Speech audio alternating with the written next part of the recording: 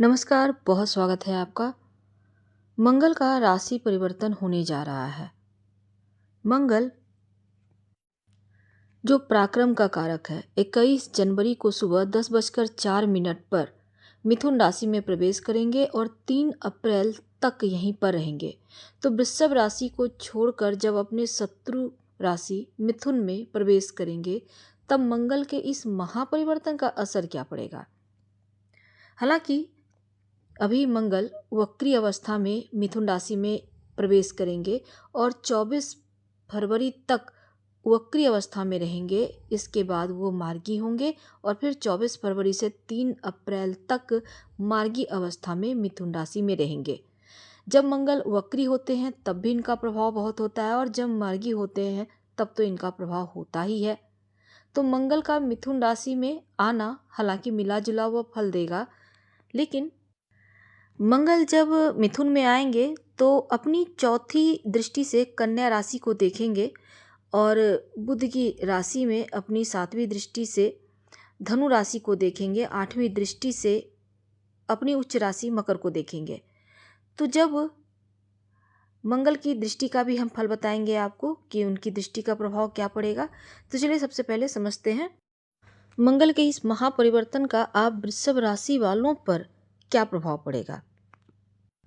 मंगल आपके 12वें भाव, जिसको हम हानि का, विदेश का भाव कहते हैं, और पार्टनरशिप का भाव, विवाह का भाव, 7वां भाव का स्वामी है, यानी सप्तम और 12वें घर के स्वामी हैं। अब मिथुन राशि में जो नहीं कि आपका धन भाव, परिवार भाव, वाणी भाव में प्रवेश कर रहे हैं, तो मिथुन राशि में जब मंगल वक्री अवस्था में आएंगे तब ऊर्जा, उत्साह और सावधानी के बारे में बताएंगे, यानी कि विदेशी भूमि के माध्यम से प्रगति होने के योग बनेंगे। कई अवसर पर बहुत सारी संभावनाएं तो आपके साथ होंगी, लेकिन जीवन साथी से भी आपको लाभ मिलेगा। व्यक्तिगत जीवन में थोड़ा खर्चा बढ़ा रहेगा। जीवन साथी और परिवार के किसी के साथ निजी जीवन आपका बढ़िया रहेगा। आप अपने प्रयास बिना शर्त के सबका समर्थन करेंगे और पाएंगे भी। अगर आप अविवाहित हैं तब रिश्ते की बात चल सकती है। ओवरऑल आपके लिए मंगल का ये महापरिवर्तन ठीक है, लेकिन एक और चीज़ है कि मंगल आपके द्वितीय भाव में आएंगे और अगले जैसे कि 3 अप्रैल तक आपको बेवजह, अगर आप स्त्री हैं तो पुरुष से, और यानी कि स्त्रियों से खासकर, और अगर आप स्त्री हैं तो पुरुष से, बेवजह के जो दोस्त हैं इन लोगों से ज़रा बचिए, मित्रों से ज़रा बच के रहिए, यानी कि विपरीत लिंगी से ज़रा सतर्क रहिएगा और जितना ज़्यादा संभव हो वाणी पर कंट्रोल रखें, मीठा बोले, कम बोले और अपने धन बचत पर ज़्यादा ध्यान दें। यानी धन आपका खर्च इसमें ज़्यादा हो रहा है, आएगा जितना उससे कई गुना ज़्यादा खर्च होगा। अगर आप नौकरी करते हैं तब थोड़ा सावधान रहिए, अपने काम को कीजिए। अगर लव मैरिज करना चाहते हैं तब समय अनुकूल है, आप लव मैरिज कर सकते हैं।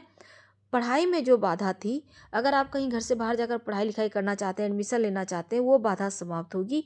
अगर आप संतान प्राप्ति के लिए प्रयासरत थे तो संतान प्राप्ति के गुड न्यूज़ आपको मिलेगी और जो संतान है उनके साथ तालमेल बनाकर चलें। और अगर आप अविवाहित हैं तो ससुराल पक्ष से आपका जबकि शादी तय हो सकता है, लेकिन विवाहित है तो ससुराल पक्ष से तालमेल बढ़िया रहेगा। तो भाग्य स्थान पर दृष्टि है। विदेश यात्रा के अलावा प्रमोशन भी होंगे, प्रमोशन के रास्ते खुलेंगे। अगर लोन कर्ज लिया है, बेवजह का किसी प्रकार का स्कैम घोटाले में फंसे थे तो उससे भी बाहर निकलने का रास्ता खुलेगा। पासपोर्ट हो या ग्रीन कार्ड हो या पीआर हो, किसी भी तरह की समस्या है, एकदम से जो ज़िंदगी आपकी रुकी हुई थी अब आगे बढ़ेंगे, तरक्की के रास्ते भी खुलेंगे।